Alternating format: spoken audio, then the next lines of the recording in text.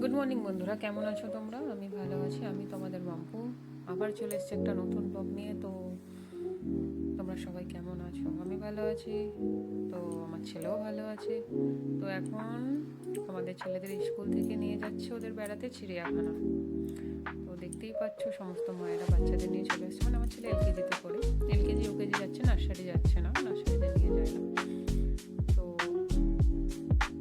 11:30 সাড়ে 11টার সময় বাস ছাড়ার কথা ছিল, ছেড়েছে 12টা টাইম এরকম। তো ওরা সবাই খুব আনন্দ করতে করতে যাচ্ছে। তোমরা নিশ্চয়ই দেখতেই পাচ্ছ, একটা নতুন অনুভূতি চিড়িয়াখানায় বেড়াতে যাবে।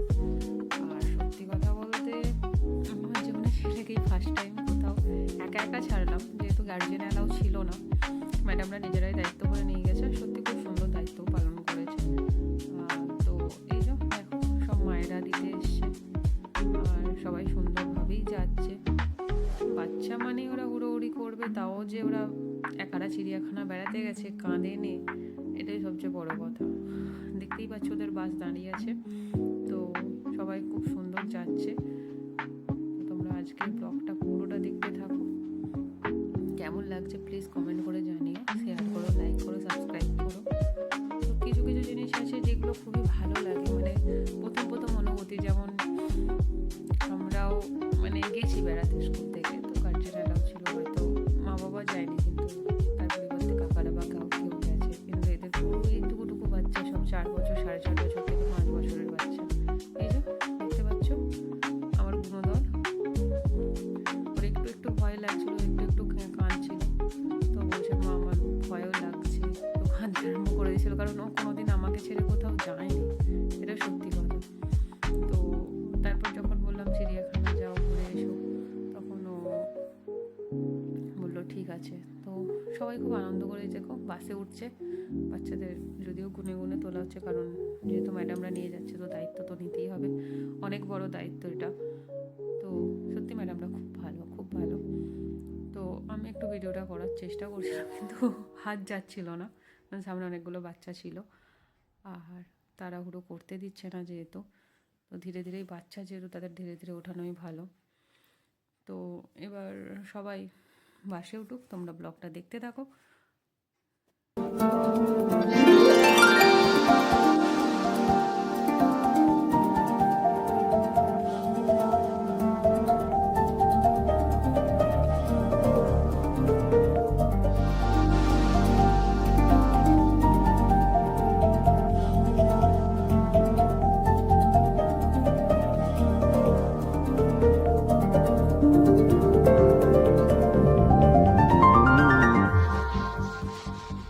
তো দেখতেই পাচ্ছ সিটে বসে দিয়েছে। এই যে প্রথমবার বাসে একা একা যাচ্ছে ঘুরতে, কেমন করে বসে আছে দেখো। আমার একটু খারাপও লাগছিল, মানে প্রথমবার তো মন খারাপও খুব করছিল, ছাড়ি না কখনো একা। তবুও যাই হোক, সত্যিভাবে বলছি, এখন তো আমি ব্লগটা আপলোড করেছি সন্ধ্যাবেলা, তো এডিটও সন্ধ্যাবেলাই করেছি। তো এই ওদের বাস বেরিয়ে গেল। তো যথারীতি যথা টাইমে ম্যাডামরা যেই টাইমে বলেছিল সেই টাইমের মধ্যে স্কুলে ঢুকে গেছে। তো আমাদের এসএমএস করার কথা ছিল, তো আমি তারপর ওরা চলে যাওয়ার পর আমি বাড়ি এলাম। বাড়ি এসে রান্না করছিলাম, বলতে ছেলেকে খাইয়েই গেছিলাম। ভাত, ওর জন্য ভাত ডাল করেছিলাম, আলু দিয়েছিলাম ভাতে, আর ডিম সেদ্ধ ওকে খাইয়ে, মানে ম্যাডামরা বলেই দিয়েছিলো যে বাচ্চাদের ভাত খাইয়ে পাঠাবেন। তো তারপরে এসে আমি রান্না করেছিলাম পাতলা ঝোল করেছিলাম। এই যে কাঁচকলার বড়ি ভেজে রেখেছি, বড় সেই সাদা বড়ি হয় না, কি ডালের বড়ি ওটা আমি ভুলে গেছি, সম্ভবত পিউলির ডালের। আর কাঁচকলা, আলু, পেঁপে, বেগুন, আলু, বড়ি এ দিয়ে ঝোল করছিলাম। আমি মাছ দিই এই ঝোলে বেশি, মানে দেশি মাছ থাকলে তবে দিই, যেহেতু আমি অনেক লেট হয়ে গেছিলো বা ওদের ছাড়তে, তো মাছ কিনতে যাওয়ার টাইম হয়নি। তো আমি মাছ এনেছিলাম, ওই বরফের মাছ এনেছিলাম, সেই জন্য মাছটা ঝোলে দিইনি, সেই জন্য বড়ি ছিল, বড়ি দিয়ে ঝোলটা করেছিলাম। আর সত্যি কথা বলতে এই ঝোলটা খেতে আমার খুব ভালো লাগে, মানে আমার ফেভারিট বলতে পারো। তো এই যে সব কিছু সবজি দিয়ে নিয়েছি, প্রায় সেদ্ধ হয়ে গেছে দেখতেই পেলে। তো এবার ঢাকা দিয়ে বড়িটা আর একটু কাঁচকলাটা যেহেতু ভালো করেই ভাজা, ওটা একটু সেদ্ধ করে নিলাম। এই যে সেদ্ধ হয়ে গেছে, এবার আমি তরকারিটা নামিয়ে নিচ্ছি। অনেকে কী করে একবারে মশলা কষে তরকারি চাপায়, কিন্তু আমি এই ঝোলটা যখন করি একটু আলাদাভাবে করি। আমি আগে সব সবজিগুলো সেদ্ধ করে নিই, ভালো করে একটু মানে সেদ্ধ বলতে এমনি কাঁচা সেদ্ধ করি না, একটু তেল দিয়ে নেড়ে চেড়ে হালকা করে অল্প করে তেল দিই। তারপর সেই সবজিটাকে সেদ্ধ করার পর তারপর আমি যেমন কড়াইতে তেল দিলাম, শুকনো লঙ্কা দিলাম, তারপরে টমেটো কুচানো দেবো, দিয়ে এটাকে ভালো করে নাড়লাম। এই যে মাছ এনেছি 3 জনের 3 পিস, কিন্তু সত্যি কথা বলতে আমি মাছ এখন খুব কম খাই, আমি খাই না প্রায়। তো ওটা বাবুর 2 পিস, ওর বাবার 1 পিস, ও খেয়ে নেবে। ও বরফের মাছ খেতে চায় না, আমার হাজব্যান্ড বরফের মাছও খেতে চায় না, তো ওই জন্য বরফের মাছ না, সবসময় দেশি মাছই আনি আমি। আর এই যে টমেটোটা কষছি, এটা কষা হয়ে গেলে এই যে একটু নুন দিয়ে দিলাম যাতে টমেটোটা তাড়াতাড়ি গলে যায়। তারপর কষার পর আমি এতে দিয়ে দিচ্ছি আদা বাটা। তো আদা বাটা দিয়ে ভালো করে কষে তারপরে দেখো তোমরা আদা বাটা দিয়ে কষলাম, কষে তারপর মানে টমেটোগুলো গলে যাওয়ার পরে একটু আদাটা দিলাম, দিয়ে কষলাম।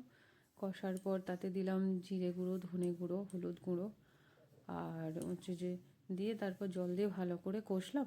কষে একটুখানি মানে তেলটা যতক্ষণ না বেরোচ্ছে ততক্ষণ, যেমন বলে না মশলা না কষলে একটু গন্ধ বেরোয়, আমারও মনে হয়। তো এরকম করে কষে রেখে সমস্ত কিছু দিয়ে তারপর ওতে জল ঢাললাম, জল ঢেলে আবার একটু কষলাম। তো তোমরা দেখতে থাকো আমার রান্নাটা। তো এই তো প্রায় আমার কষা প্রায় কমপ্লিট হয়ে গেছে। মানে যেহেতু আগে থেকে টমেটোটা আর আদাটা কষে নিয়েছিলাম, সেহেতু মশলাগুলো দিয়ে বেশি কষলে তো পুড়ে যাবে। তো ওগুলো দিয়ে একটুখানি নেড়ে ছেড়ে জল ঢেলে দিলাম। এবার জলটা ভালো করে কষে যখন তেলটা বেরোলো, বেরিয়ে যাওয়ার পর আমি এতে একটুখানি অ্যাড করলাম তোমার হচ্ছে চিনি, হালকা করে চিনি, কারণ ঝোলেতে একটুখানি না অল্প করে মিষ্টি নিয়ে দিলে ভালো লাগে না। যেহেতু পাতলা মানে সবজির ঝোল, আমার মনে হয় একটুখানি মিষ্টি দিলে বেশ ভালো লাগে। তো আমি বেশিরভাগ বেশি রান্নার ক্ষেত্রে অল্প আধটু একটু চিনি ইউজ করি, মনে হয় টেস্টটা ভালো হয়। তো আমার হয়ে গেছে এই যে, তো কষা হয়ে গেছিলো, এবার দিয়ে দিলাম। দেখো সব সবজিগুলো বেশ ভালো সেদ্ধ হয়ে গেছে, দেখতেই পাচ্ছ। তারপর বড়িও প্রায় সেদ্ধ হয়ে গেছে, বড়িটা অনেক লাস্টে দিয়েছিলাম, ভেবেছিলাম হয়তো যে বড়ি কাঁচকলাটা সেদ্ধ হতে দেরি হবে, কিন্তু ওইটুখানি চাপাতেই সেদ্ধ হয়ে গেছে, কারণ বড়ি তাড়াতাড়ি সেদ্ধ হয়। আর জল ঢেলে দিলাম, তো আমার ঝোল ফুটে গেছে, দেখতেই পাচ্ছ। এবার আমি ঝোলটা ঢেলে নিলাম, টুকটুক করে, জানো তো অনেকগুলোই রান্না হয়ে গেছিলো, মানে এত রান্না করার প্ল্যান ছিল না, যেহেতু বাবু ছিল না সেহেতু অনেকগুলোই প্রায় রান্না হয়ে গেছিলো টুকটুক করে। এই যে আমি ঝোলটা ঢেলে নিলাম, ঝোলটা ঢালার পর তারপর তোমার দেখে বলো তোমরা কেমন হয়েছে ঝোলটা। আর কেউ যদি আমার রান্না খেতে চাও প্লিজ চলে এসো আমাদের বাড়িতে। হ্যাঁ, আমি মিথ্যা বলবো না, রান্না ঠিকঠাক করি, খেতে পারবে তোমরা, মানে টেস্টি লাগবে। তারপর ঝোল হয়ে গেছে, দেখে বলো কেমন হয়েছে। এরপর আমি মাছটা করে নিই। তো তেল গরম হয়ে গেছে, আমি মাছটা একটু পাকামো করে তুলছিলাম, এরকম করে কোনোদিন তুলিনি। তারও কারণ রয়েছে, কারণ আমি এক হাতে ফোন ধরেছিলাম, আমার এখন আসলে স্ট্যান্ড কেনা হয়নি, পরে কিনবো। এক হাতে ফোন ধরেছিলাম, এক হাতে মাছ তুলতে গিয়ে ঝামেলা, সেই হাত লাগাতে হলো, তবুও আমি পাকামোই মারছিলাম। তো যাই হোক, এই যে দেখে নাও, আমি মাছগুলো ভেজে নিই, মাছগুলো সব একটা একটা করে দিয়ে দিলাম তেলেতে দেওয়ার পর ওগুলোকে ভেজে নিলাম উল্টে পাল্টে ভালো করে। আর আমার মাছ ভাজা একটু লাল করে ভাজি, মানে এমনি আমার মনে হয় না, এমনি লাল না হলেই হালকা হালকা মাছ ভেজে তুলে নিয়ে আমার খেতে ভালো লাগে না। তোমরা দেখতেই পাবে আমার মাছ ভাজা, দেখতে পেয়েছো কেমন লাল, আমি এরকম লাল করেই মাছ ভাজি, পুরো খড়মড় করবে মাছগুলো। তো এই মাছটার আমি আদা পেঁয়াজ রসুন দিয়ে ঝাল করব 1 পিস মাছেরই, কারণ বাবু ভাজা খাবে, ও ঝাল খাবে না, আর আমি মাছ খাবো না, মানে বাবুর 2 পিস, ওর বাবার 1 পিস, ওটা খাবে। তো তোমরা দেখতে থাকো আমি মাছের ঝালটা কিভাবে করলাম। এতটা ভয়েস দেবো না, তোমরা হয়তো দেখতে পেয়ে যাবে। তো এই যে মাছগুলো সব তোলা আমার হয়ে গেছে কমপ্লিট। এবার কড়াইতে যেহেতু তেল গরম আছে, গোটা জিরে দিয়ে দিলাম। আমি গ্যাসটা বন্ধ করে দিয়েছিলাম, কারণ তেলটা ভালো গরম হয়ে গেছিলো, মানে অনেকটাও তেল ছিল, একটু ঢেলে নিয়ে তারপর মাছের ঝাল যেমন করি, আদা পেঁয়াজ রসুন টমেটো দিয়ে, আদা মানে সব কিছু গুঁড়ো গাড়া দিয়ে, গুঁড়ো বলতে হলুদ গুঁড়ো, কাশ্মীরি লাল লঙ্কার গুঁড়ো, তোমার ধনে গুঁড়ো জিরে গুঁড়ো যাই বলো, অল্প একটু দিয়ে, তো যেমন রান্না করে সেরকমই করি। তোমরা দেখতে থাকো আমার রান্না কেমন হয়েছে, প্লিজ কমেন্ট করে জানো। আর অবশ্যই কারো যদি খেতে ইচ্ছা করে অবশ্যই চলে এসো। তো দেখতে দেখতে দেখো আমি আদা পেঁয়াজ রসুনটা দিয়ে দিলাম, টমেটোমও দিয়ে দিলাম। এবার এটাকে ভালো করে কষে একটু লবণ দিয়ে দেবো, তার কারণ হচ্ছে টমেটোটা গলে যায় তাড়াতাড়ি লবণ দিলে রান্নায়, আমার মনে হয়, মানে করতে করতে। তো মশলা কষা আমার কমপ্লিট। এবার দেখো আমি তো সব গুঁড়ো দিয়েছি, ধনে গুঁড়ো, জিরে গুঁড়ো, হলুদ গুঁড়ো, কাশ্মীরি লাল লঙ্কার গুঁড়ো। যেহেতু ওর মতোই তাই খুবই অল্প, এই যে জলও দিয়ে দিলাম। এবার জল দিয়ে ভালো করে কষে মাছটা দিয়ে ঝাল করে নেবো। শুধু ওর মতোই ঝাল করেছিলাম।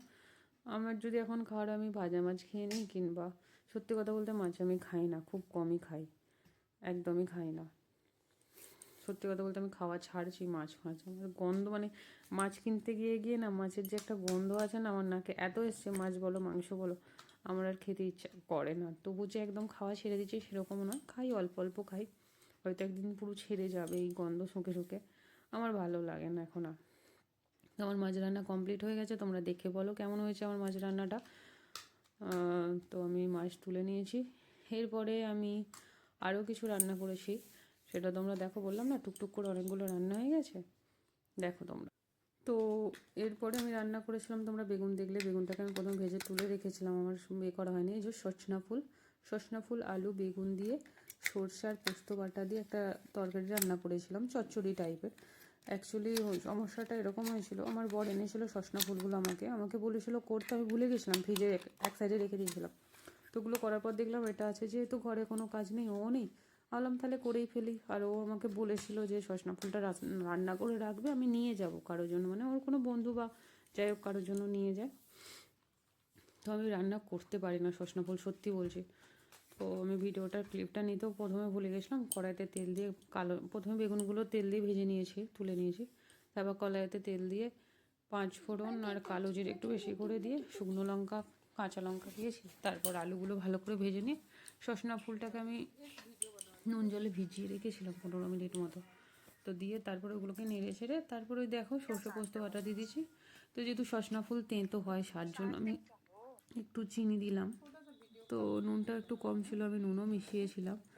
তো তারপর আমার প্রায় রান্না কমপ্লিট। তো আমি বেগুনটাও দিয়ে দিয়েছিলাম, তো এতটা ক্লিপ নেওয়া হয়নি। তো দেখে বলো সজনা ফুলের চচ্চড়িটা কেমন হয়েছে। আর সজনা ফুল থাকবে আর বড়া খাবো না, এটা হতে পারে? আমার সত্যি কথা বলতে সজনা ফুলের তরকারি ফরকারির চেয়েও বড়াটাই বেশ ভালো লাগে খেতে। তো ওই যে পেঁয়াজ লঙ্কা কুচিয়েছি, নুন দিয়েছি অল্প করে। তোমার কাশ্মীরি লাল লঙ্কা, এটা লঙ্কা গুঁড়ো নয়, কাশ্মীরি লাল লঙ্কার গুঁড়ো দিয়েছিলাম যাতে একটু লাল লাল হয় বলে। এই যে অল্পই সজনা ফুল অল্পই রেখেছিলাম, মানে অল্প কিছু বড়া হবে, খেতে ভালোই লাগে গরম গরম ঝোল, সজনা ফুলের বড়া আর চচ্চড়ি। অনেক কিছুই রান্না হয়ে গেছে টুকটুক করে, এক একদিন অনেক রান্না হয়ে যায়, এক একদিন 1-2 রকম রান্না হয়, এইভাবেই চলতে থাকে। তো যে আমার বেসন দিয়ে সজনা ফুলগুলোকে, মানে আমি সজনা ফুলগুলোকে একটু করে নিচ্ছি, ম্যাশ করে নিচ্ছি, তার কারণে হচ্ছে যে মানে ফুলগুলো থেকে যে জলটা আছে এক্সেস বেরিয়ে যাবে, তাতেই বেসনটা মাখা হয়ে যাবে, আমাকে আর এক্সট্রা করে জল দিতে হবে না। তো তোমরা দেখতেই পাচ্ছ মাখা হয়ে গেছে। আর এইদিকে আমার ওই তরকারিটাও প্রায় কমপ্লিট। তো আমি এটা আবার তুলে নিচ্ছি তরকারিটা। তো তোমরা দেখে বলো এই তরকারিটাও কেমন হয়েছে। এত রান্না করে ফেললে কি হয় বলো তো, খাওয়ার লোক থাকে না। আমি করে তো ফেলেছি, খাবে কত মানুষ। তারপর এই যে যদিও সজনা ফুলের তরকারিটাও নিয়ে যাবে। এই যে সজনা ফুলের বড়া ভাজছি। তো অনেকে বলে পকোড়া, অনেকে বলে বড়া, আমরা বাঙালিরা বড়াই বলি। তো প্রায় খেতে হেভি হয়েছিলো, সত্যি বলছি খেতে টেস্টি লাগছিলো। আমার সজনা ফুলের এরকম পকোড়া খেতেই ভালো লাগে। তো অনেকক্ষণ ধরে বকবক করছি, তো ভিডিওটা অনেক লং হয়ে গেছে। তো আমি এই ভিডিওটা বেশি আর বাড়াবো না, রাত্রিরের ডিনারটা আমি আর দেখাতে পারলাম না বা কিছু। দেখো আমার পকোড়া প্রায় ভাজা হয়ে গেছে, এবার আমি তুলে নেবো। আর রান্না করতে করতে অনেক দেরিও হয়ে গেছিলো, তারপর বাবুকে আনতে যাওয়ারও ছিল, অনেক রান্না হয়ে গেছে আজকে। তো রান্না ফান্না করে উঠে আমি খেয়ে নিয়েছিলাম, কারণ আমার হাজব্যান্ড অনেক দেরিতে আসে, প্রায় 3:30 পৌনে 4টে আসে। তো আমি এতক্ষণ থাকি না, নাকে শরীরটা খারাপ করে দেয় বলে আমি খেয়ে নিই। রান্না ফান্না করে বাসন ফাসন ধুয়ে আমি খেয়ে নিয়েছিলাম। খেয়ে নিয়ে স্কুল থেকে এসএমএস করেছিল যে ছেলেকে আনতে আসতে। তো তো আমি খেয়ে নিয়ে ছেলেকে আনতে গেছিলাম। আর এইটা হচ্ছে ওদের যখন মানে বেড়াতে থেকে নিয়ে ফিরছে তখনের এটা ক্লিপটা ম্যাডামরা পাঠিয়েছে, মানে যখন আসছে ওরা। তো তার মধ্যে আস্তে আস্তে ক্লিপ পাঠিয়েছে, তো আমার উল্টো পাল্টা করে আপলোড হয়ে গেছে। তো এটা ওরা ফিরছে, তো ম্যাডাম সবারই ভিডিও করেছে, আমার দেখে খুব ভালো লাগলো। এই যে এটা হচ্ছে আমার বাবুর বন্ধু পৃথ্বীজিৎ চ্যাটার্জি, খুব কিউট। এটা হচ্ছে বড় ম্যাডাম, এইটা হচ্ছে বড় ম্যাডাম। আর যিনি ভিডিও করছেন উনি একজন ম্যাডাম। এগুলো সব বাবুদের দাদা বলো, বন্ধু বলো, অনেক কেউ আছে, তবে এগুলো হচ্ছে বাবুদের দাদা। ওর বন্ধুদের সাথে ও সামনের সিটেই বসে আছে। তো মনে হচ্ছে বাচ্চাগুলো খুব টায়ার্ড হয়ে গেছে ঘুরে ঘাড়ে, কষ্ট হচ্ছে হয়তো। তো আমি আনতে গেছিলাম, মানে লেটে ওর বাবা চলে এসে ওকে খেতে দিয়ে গেছিলাম আমি। ও বললো খেতে দিয়ে চলে যাও, তারপর আমি সব করে নেবো। বললো ও বাসন বাসন হয়তো তুলে নেয়, দিয়ে রেখে দিয়েছিলো। আমি ওকে বাবুকে আনতে চলে গেছিলাম। এগুলো সব বাবুদের স্কুলে, মানে ইউকেজির ইনি একজন, মানে ইনি বাবুদের আয়া আছে, বাবুকে দেখাশোনা করে বাবুদের। এটাও বাবুর একটা বন্ধু। এগুলো হচ্ছে আপার ক্লাসের সব বাচ্চারা। কি কিউট না, মানে ভাবা যায় এরা একারা বেড়াতে যাবে, সবাই ম্যাডামরা এদের নিয়ে যাবে। এই যে এইগুলো হচ্ছে বাবুদের ক্লাসরুমেট, এগুলো বন্ধুও বলতে পারো। বাবু পাশেই বসে আছে কিন্তু বাবুর ভিডিওটা নেয় না প্রথমেই।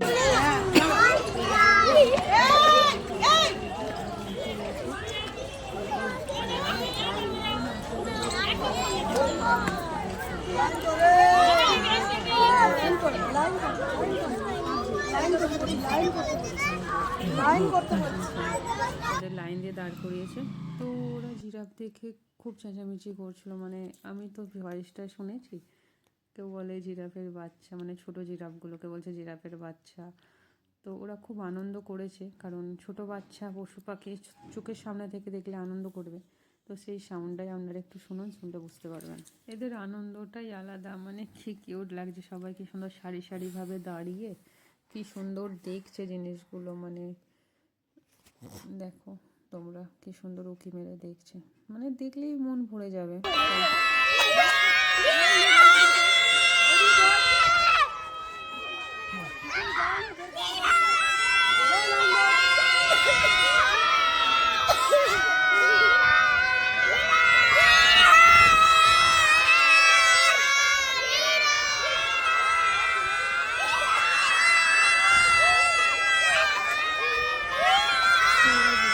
দেখে তারপর হয়তো বাঘ দেখতে গেছিলো। এই যে বাঘও দেখেছে, মানে যতটুকু সম্ভব, কারণ ওরা বাচ্চা অনেকটা হাঁটতে পারবে না। এটা হচ্ছে আলিপুর চিড়িয়াখানা, তো অনেকটা হাঁটতে পারবে না হয়তো। তো ওদের আলিপুর চিড়িয়াখানায় নিয়ে গেছিলো আমার, যেটা প্রথমেই বলা হয়নি, তার জন্য দুঃখিত। তো এইগুলো হচ্ছে বাবুদের সব ক্লাসমেট। এগুলো কি সুন্দর ওরা সব বসে আছে, হয়তো হেঁটে হাঁপিয়ে গেছে, আবার বসিয়েছে, আবার হাঁটবে। তো অনেকটাই, তো মানে প্রায় তোমার চিড়িয়াখানাটা শেষ করতে ভালো করে যদি পশু পাখি দেখো 2 ঘন্টা 2.5 ঘন্টার তো টাইম লাগবে, কারণ আমি নিয়ে গেছিলাম বাবুকে আগের বছরে, আমার সাথে আমার দিদির ছেলেও গেছিলো। তো ভিডিওটা আর বেশি বাড়াবো না।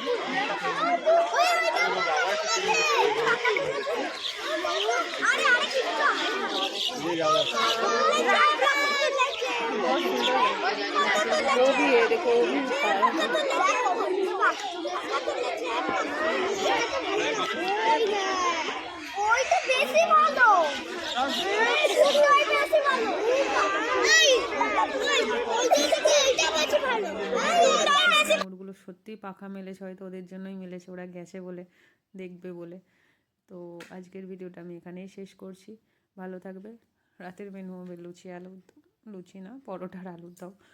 তো আমি সেটা দেখাতে পারলাম না, তার জন্য দুঃখিত। আমি হয়তো পুরো ব্লগ দিতে পারি না, পুরো দিনে ব্লগ আপলোড করারও টাইম পাই না, কারণ অনেক কাজ থাকে, একা সংসার মানে বহুত কাজ। লোকে যে কী করে এত ব্লগ করে আপলোড করে সত্যি আমি বুঝতে পারি না। কিছু ভুল হলে ক্ষমা করে দেবেন। ব্লগটা ভালো লাগলে পাশে থাকবেন, লাইক করুন, শেয়ার করুন, সাবস্ক্রাইব করুন প্লিজ।